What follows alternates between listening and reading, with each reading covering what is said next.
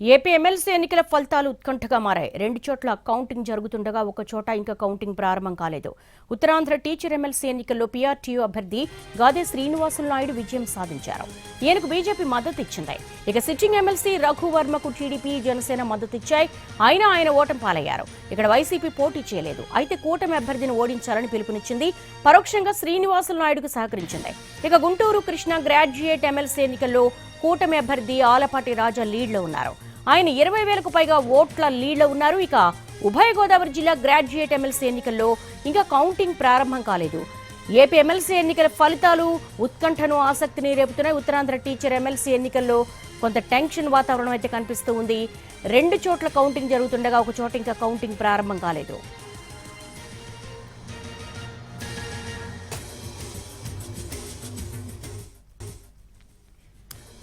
AP MLC ఎన్నికల ఫలితాలు ఉత్కంఠ రేపుతున్నాయి. 2 చోట్ల కౌంటింగ్ జరుగుతుండగా ఒక చోట ఇంకా కౌంటింగ్ ప్రారంభం కాలేదు.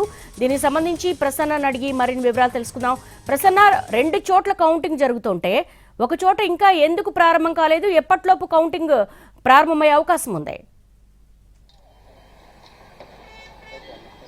అంటే దేవి, కొద్దిసేపట్లో ఈ ఉభయ గోదావరి ఎమ్మెల్సీకి సంబంధించి గ్రాడ్యుయేట్ స్థానానికి కౌంటింగ్ కొద్దిసేపట్లో మొదలవుతుంది. ఎందుకంటే ఈ ఎమ్మెల్సీ స్థానం ఎన్నికలు బ్యాలెట్ కాబట్టి దాన్ని కట్టలు తీసుకోవటం, తర్వాత ట్రేస్ లో పెట్టుకోవటం, ఈ కార్యక్రమం అంతా కూడా కొంత లేట్ ఉన్న పరిస్థితి కనిపిస్తూ ఉంటుంది. కాబట్టి ఆలస్యం జరుగుతుంటుంది. ఫలితాలు రావడం కూడా 2 రోజులు లేకపోతే 2.5 రోజులు పట్టే అవకాశం ఉంటుంది. ఏది మార్నింగ్ కౌంటింగ్, దీనికి సంబంధించిన స్టాబ్లిషన్ మొదలైన దగ్గర నుంచి కూడా. అయితే ప్రస్తుతం ఇంట్రెస్టింగ్ పాయింట్ ఏంటంటే ఉత్తరాంధ్రలో అటు వైజాగ్, విజయనగరం, శ్రీకాకుళం ఈ 3 స్థానాలకు సంబంధించి టీచర్ ఎమ్మెల్సీ ఎన్నికలు జరిగాయి. అందులో అక్కడ ఏపీటీఎఫ్ ఆంధ్రప్రదేశ్ టీచర్స్ ఫెడరేషన్ పోటీ చేసింది, పీఆర్టీయూ పోటీ చేసింది, యూటీఎఫ్ పోటీ చేసింది. జనరల్ గా ఏంటంటే టీచర్ ఎమ్మెల్సీలు జరిగినప్పుడు జనరల్ గా ఆయా సంఘాలు పోటీ చేస్తూ ఉంటాయి. తర్వాత రిజల్ట్స్ వచ్చిన తర్వాత ఆయా పార్టీలు ఓన్ చేసుకునే పరిస్థితి కూడా ఉంటుంది. కానీ ఈసారి దానికి కూటమి అభ్యర్థులటు సపోర్ట్ చేయడం జరిగింది. ఏపీటీఎఫ్ రఘువరంకు సంబంధించి ఆయన ప్రస్తుతం ఓటమి పాలయ్యారు. అయితే అధికారికంగా ఇంకా ప్రకటించలేదు. ఎందుకంటే మొదటి రౌండ్ లోనే గాదే శ్రీనివాసులకు ఆధిక్యం రావడం,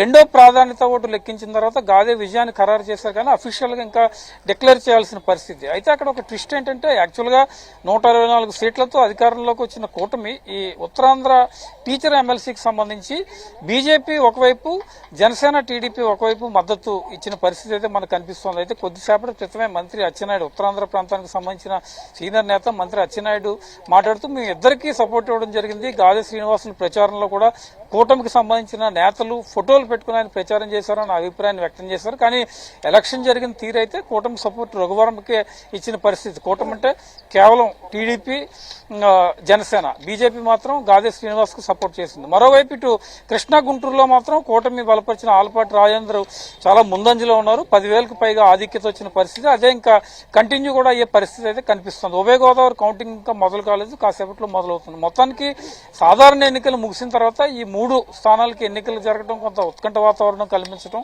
ఒక చోట ఓడిపోవడం, 2 చోట్ల లీడింగ్ లో ఉండటం, ఇదంతా కూడా రాజకీయంగా కొంత ఆసక్తిగా మారిన పరిస్థితి అయితే ప్రస్తుతం మనకి కనిపిస్తూ ఉంది.